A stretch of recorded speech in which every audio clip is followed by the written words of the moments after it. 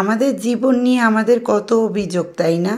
কিন্তু আমরা যদি আশেপাশে একটু তাকাই তাহলে আসলে আমাদের জীবনের প্রতি এক বিন্দু অভিযোগ থাকবে। সো হ্যালো এভরিওয়ান, আসসালামু আলাইকুম। কেমন আছেন সবাই? আলহামদুলিল্লাহ, আমরা অনেক অনেক ভালো আছি।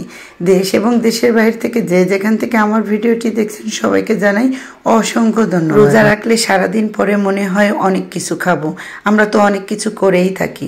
অনেক মানুষ আছে কিছুই করে, তাদেরও কিন্তু খেতে মন চায়, কিন্তু তারা কিনে খেতে পারে না। এত দাম যে জিনিসপত্রের, রোজার দিনে কিন্তু তেমন একটা তরকারি খাওয়া যায় না আমার মতে, কারণ সবার কীরকম জানি না, তবে আমি তরকারিটা একেবারে খেতেই পারি না। একটু ভোনা, একটু ভাজি এগুলো হলে আমার ভালো হয়।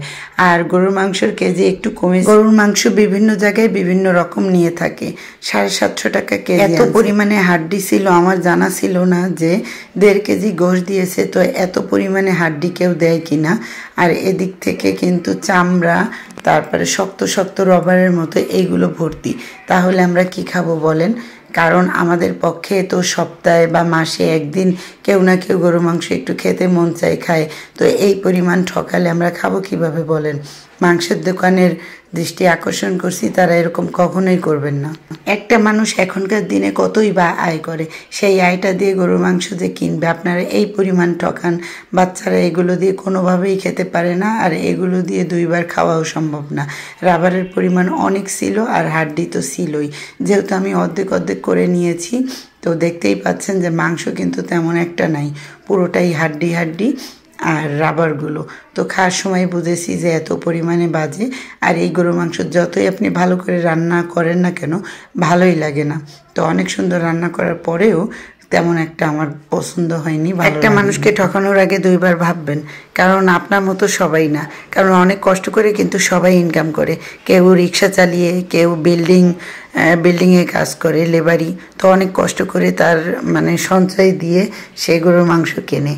তো আমি একটু এখানে 1.5 কেজি মাংস আনছিল, আমি 2 ভাগ করেছি। একদিন এই যে রান্না করলাম, আর একটু রাখছি। আর এখানে একটু আমি আজকে হালিম রান্না করব, যেহেতু আজকে আর ইফতারি খেতে ভাল লাগতেছে না, এই জন্য হালিমটা রান্না করব। তো প্রতিদিন আসলে এক আইটেম খেতে ভালো লাগে না। তো হালিমের জন্য আমি 2-3 পিস মাংস বেছে রেখেছিলাম, কারণ এখানে তো ওরকম হাড্ডি টাড্ডি দিলে অতটা ভালো লাগবে না, শুধুই হাড্ডি দিলে তো ভালো লাগবে না। এই জন্য আমি অনেক পরিমাণে কুচাইছি, যেহেতু মাংসের পরিমাণ অনেক কম। আর আজকে শুধু আমরা হালিম দিয়ে ইফতারি করব, আর একটু সালাদ কাটবো। এটা যারা অসহায় আছে এই রমজানে, আমরা সবার থেকে যদি 10 টাকা পারি, 20 টাকা পারি, যে যেমন পারি, যার জায়গা থেকে যেমন পারি, সবাইকে আমরা একটু সাহায্য করি, যার যেমন সামর্থ্য আছে সেই অনুযায়ী। কারণ আমরা খাচ্ছি, তারা তো খাবে, তাদেরও তো খেতে মন চায়। যেহেতু সারাদিন রোজা রাখার পরে তাদেরও কিন্তু অনেক কিছু খেতে মন চায়, কিন্তু তারা শুধু দেখেই যায়, তারা কিন্তু খেতেই পারে না। এই জন্য আমরা সবাই যদি সাহায্য করি, তারা একটু একটু খেতে পারবে। সবাই একটু বিবেচনা করে দেখবেন। আর এই যে হালিমটা বেড়ে নিচ্ছি। আর আজকে ইফতারি আমাদের খুবই সাধারণ, শুধুই হালিম খাওয়ার পরে কিছুক্ষণ পরে ভাত খেয়ে নেব, শেষ। এটাই আমার। দেখতে দেখতে সময় চলে গেছে। আজকে এই পর্যন্তই। সবাই ভালো থাকবেন। আল্লাহ হাফেজ। আসসালামু আলাইকুম।